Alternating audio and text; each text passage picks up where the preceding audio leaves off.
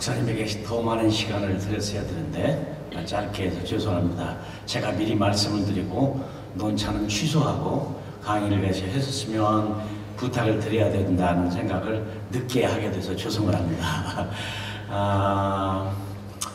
논찬의 의미는 앞에 있는 발제자의 얘기를 무조건 찬성하고 하는 것이 논찬의 의의입니다.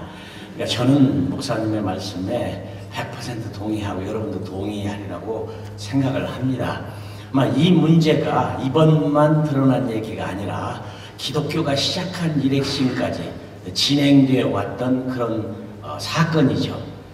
그러나 이번에 다시 한번 또 허 목사님을 통해서 그 가치와 그 수용성에 대해서 말씀해 주신 것을 전부 동의하고 감사합니다.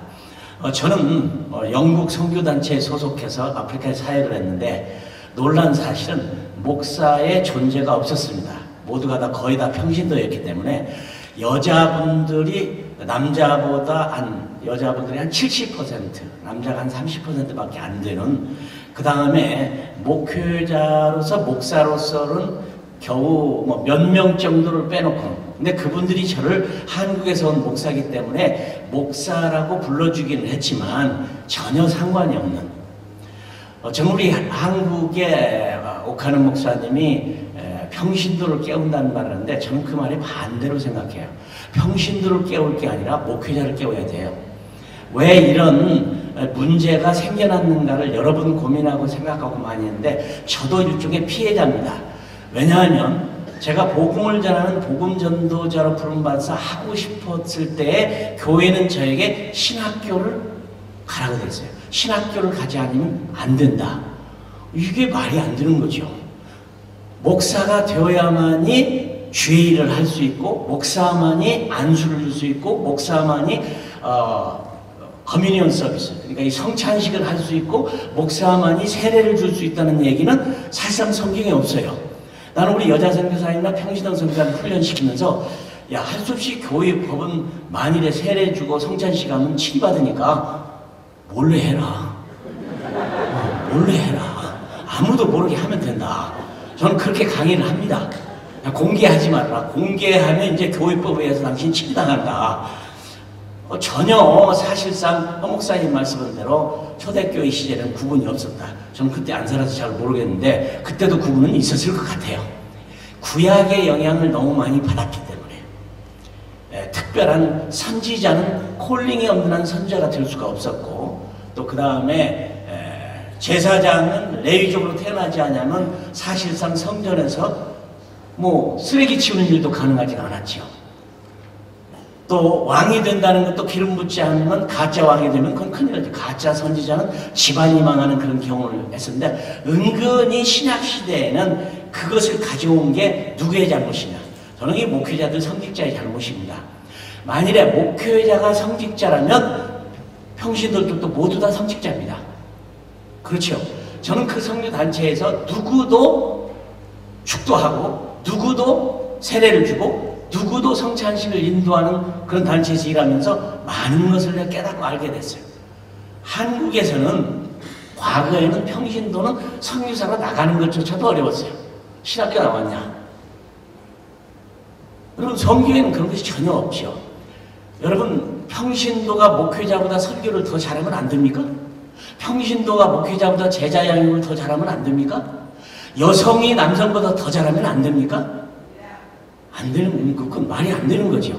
우리 허 목사님 얘기는 너무 당연한 얘기가 저는 아주 괴롭고 힘든 것 가운데 하나가 왜 우리 한국교회나 세계교회가 이러한 성경이 아닌 비성경적인 일에, 본질적인 일에 아닌 것에 목숨을 걸고 제도를 만들었는가? 난 괴로워요.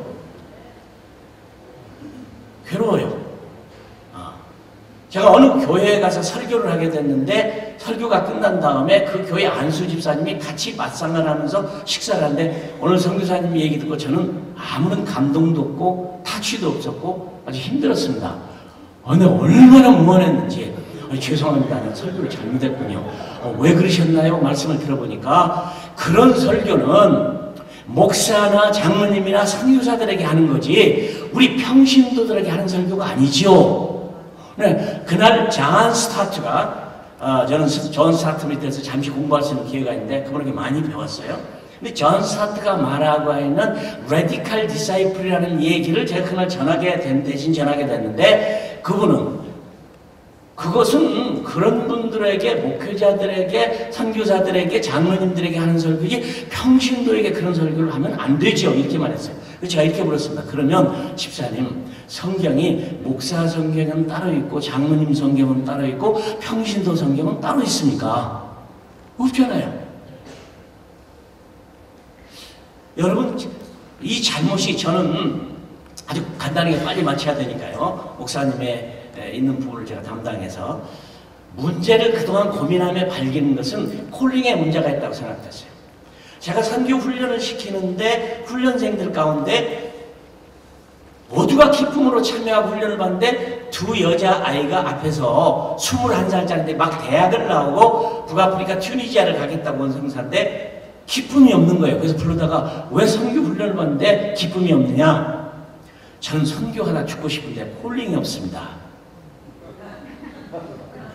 무슨 콜링이냐? 많은 분들의 간증이 환상을 봤다, 꿈을 꾸었다, 음성을 들었다, 주님을 만났다, 아니면 예언을 받았다, 이런 다 굉장한 그런 간증들이 있었는데 자기는 없다는 거예요. 그래서 제가 그랬습니다. 야, 선교사 콜링 없다. 없다. 여러분 신약 성경을 마태복음에서 계시록까지 읽어보세요. 선교사 콜링이 있는지, 목사 콜링이 있는지, 전도사 콜링이 있는지, 왜 전도를 해야 된다는 전도자에게는 콜링을 요구하지 않고 왜 선교사 가는 사람에게는 콜링이 필요한가요? 이건 구약이지요. 물론 신약 성경은 우리가 예수님께 부름을 받을 때 콜링은 분명히 있습니다. 그러나 그 다음은 콜링이 아니라 어사인먼트, 하나님이 일을 해야 된다는 부담과 사명과 결정이지. 마태복음 로마서 12장 1절은 내가 하나님의 모든 자비하심으로 너희를 권하노니 너희 몸을 하나님이 기뻐하신 산 제물로 드리라. 여러분, 헌신은 너무도 당연한, 예수를 믿는 사람에게 당연한 거지만 성경은 권하고 있는 거예요. 물론 예수님은 제자들을 부를 때 소명이 있었죠. 특별한 사람들만 불렀어요. 그러나 그 후에 누가복음 9장 23절은 아무든지 나를 따라오려거든 자기를 부인하고 자기 십자가를 지고 날마다 나를 치고 따라오는 자가 제자가 될 수 있다고 말했지, 부름받아야 제자가 되는 게 아니죠. 난 어떤 교수님의 재밌는 얘기를 들었어요. 강의 중에 우리 학생이 금목걸이를 걸고 있어요. 그래서 그랬대요. 자매님, 십자가는 목에 걸고 다니는 게 아니라 등에 지고 다니는 겁니다. 교수님 걱정하지 마세요. 가끔 뒤로 가요. 저는 선교사의 자격이, 저희 컨미션은 없습니다. 신학교를 나와야 된다, 목사 안수를 받아야 된다, 무슨 장로해야 된다, 무슨 소정의 교육이 있어야 된다, 그런 거 없습니다. 없는 것을, 콜링이 어디가 있습니까? 사명감을 느끼고 부담감을 느끼고, 제가 우리 선교사들에게 모두 앙케이트를 조사했습니다. 이 카카오톡을 통해서 선배 선교사 전부 보내서 당신 어떻게 해서 선교사가 되는가를 물었는데 누구도 음성을 들었다더니 환상을 봤다니 꿈을 꿨다더니 예언을 받았다니 그런 하나님의 특별한 계시 때문에 간 선교사는 거의 없었습니다. 당연히 성경이 말하고 있기 때문에 창세기 12장 1절에, 마태복음 28장 19절에, 사도행전 1장 8절에, 여러분 목회자보다 평신도가 훨씬 많습니다. 또 남자보다 여자가 훨씬 많습니다. 선교지에는. 왜 이 구분을 해서 2층 구조적 사고 형식을 누가 만들어냈는지, 저는 평신도를 깨우는 게 아니라 목회자를 깨워야 한다고 생각합니다. 저도 피해자입니다. 우리 홍정길 목사님이 이런 말을 했습니다. 목회자를 자기들을 가르쳐서 종이라고 말하는데 근데 성도들이 종님이라고 부른다.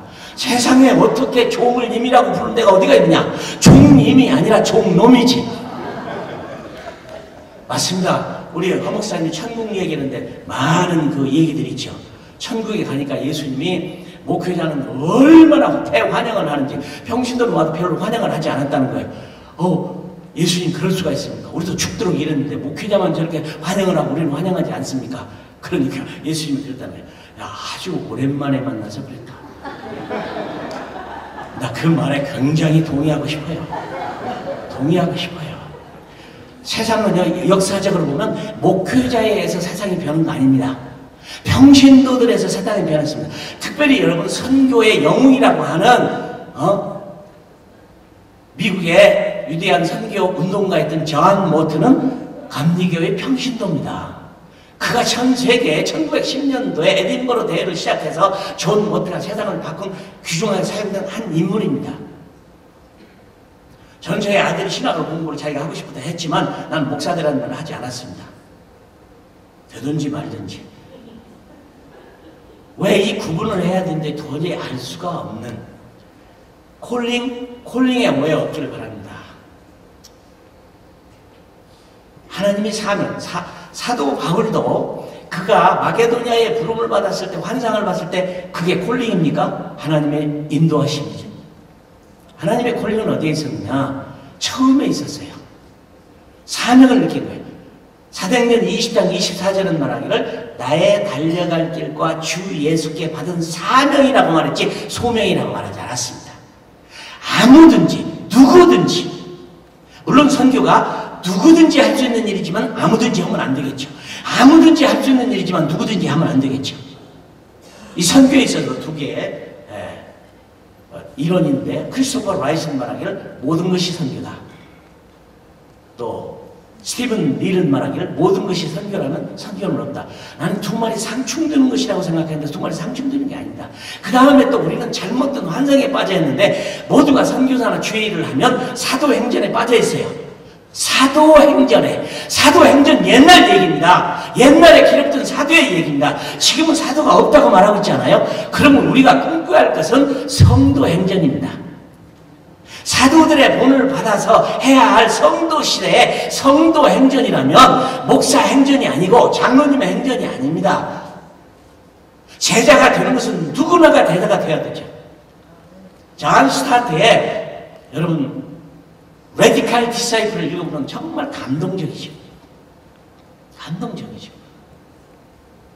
하나님이 수평선상에서 각기 세운 직위에 다른 것이지 수직선상에서의 관계가 아닙니다.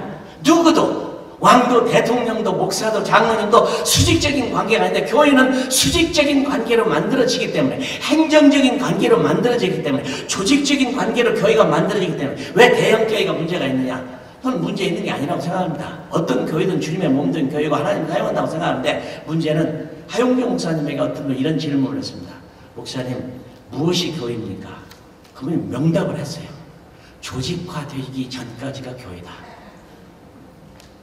조직화되기 전까지가 교회다. 조직화되면 회사입니다. 세상의 비즈니스입니다. 왜 구분이 있냐고요? 수평선상에 서 있는 각기 다른 달란트를 따라서 부름받은 사실인데 왜 그게 있느냐고요? 왜 평신도가 교회 개척을 못합니까? 왜 평신도가 세례를 못합니까? 왜 평신도가 성찬식을 인도를 못합니까? 왜 평신도가 일반 목사하고 설교를 더 잘할 수 있습니까? 이것은 목사들이 그렇게 만들었습니다. 저를 포함해서 하나님 앞에 동일하게. 존 스타트가 말한 이 땅에는 크리스찬이라는 이름조차가 비성경적입니다. 크리스찬이라는 이름은 안 믿는 사람이 안디옥 교회를 보고 예수쟁이라고 붙여준 이름이지 실제 이름은 아니라는 거예요. 그 디사이플이에요. 디사이플도 그냥 디사이플이 아니라 레디칼 디사이플. 우리말로 번역하기가 대단히 어렵지만 그 책을 번역한 분이 번역을 잘못했어요. 제자도 다 죽어버렸어요. 데이비드 플라시 썼던 레디칼이라는 책은 두란노에서 책을 번역했는데 번역을 너무 잘했어요. 아예 레디칼이라고 책을 썼어요. 차라리 이렇게 쓴 게. 왜 평신도가 그렇게 됐을까요? 교회가 교육을 잘못했기 때문에. 나는 허 목사님에 대해서 100번 동의합니다.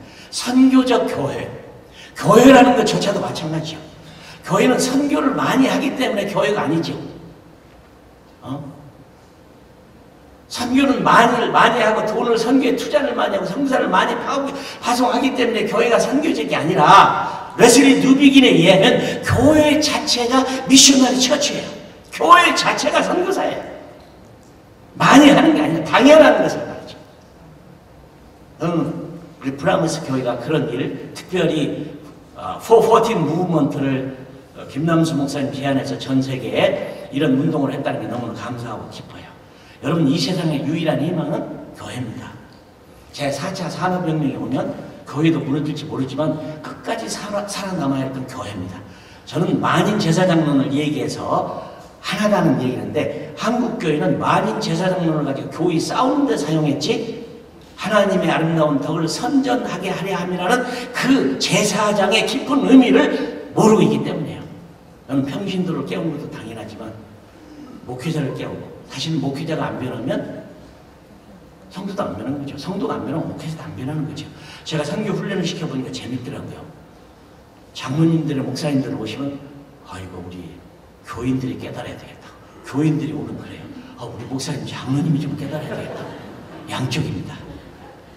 짧은 시간을 더 길게 해서는 안 되고, 우리 허 목사님 말씀대로 교회는 변해야 됩니다. 그냥 변하는 게 아닙니다. 혁명이 아니라 폭발로 일어나서 변해야 됩니다. 그런데 이게 교회 개혁 500주년, 1517년이라던 종교개혁이 작년도에 500주년이 됐는데 500년이 돼도 안 변한 거, 여러분 좀 바꿔보십시오. 존 스타트가 죽으면서 92살에 죽었는데 88살에 되면서 88에 다 은퇴를 했어요. 다 그만두고 마지막 쓴책이 연필로 썼습니다. 그게 레디컬 디사이플인데요. 7가지를 얘기하고 있죠. 멋있는 책입니다. 어떻게 해야 될까요? 우리는 크리스찬이 아니에요. 목사가 아니에요. 우리는 레디컬 디사이플로 목사가 됐든 평신도가 됐든 장로가 됐든 누구가 됐든 만인 제사장론이 실제로 일어나는 그런 시대가 오기를 저는 기도하고 있고, 또 저는 사실상 목사 안 되려고 노력을 평생 하고 삽니다. 목사 안 되려고는 노력을 평생 하고 살아요. 제 얼굴에서 목사의 모습이 안 나타나냐. 저는 오히려 많은 분들이 저를 부르요. 목사라고 부를까요? 선교사라고 부를까요? 그래서 나는 그래요. 차라리 슈퍼마리오라고 불러라.